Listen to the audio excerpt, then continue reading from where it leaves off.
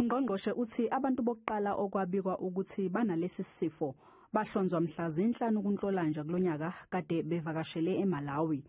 Uthi inkinga yamanzi aseHammanskraal yinto endala, mancane amathuba ukuthi kungaba yiyona mbangela yokusabalala kwesifo sohudo.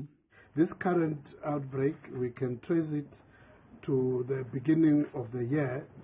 The first reported cases were on 5th of February this year.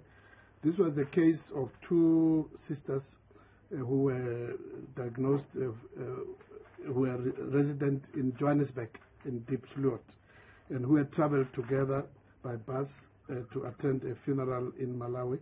Bayisikhombisa abantu asebehaqekile kulamahora angamashumi edlule nokwenza ukuthi isibalo sabantu asebehaqwe yisifo sohudo kulelizwe sihlale ku-99 kumanje. Zehlileke izibalo zabahaqekayo ezweni lonke njengoba nase-Free State sekuphele isonto kungakaze kuhaqeke umuntu. The numbers are going down very drastically, and we are very hopeful that in the next few weeks, in the next few days, we're happy that there's not been any new deaths. Umnyango wezempilo usujube udokotela ozobhekela izifo ezeyamene nesiso ukuhlonza isifo sohudo esibhedlela iJubilee. Uthi enye indlela yokutheleleka ngalesi sifo ukusebenzisa ukhezo olulodwa lokudla ekhaya.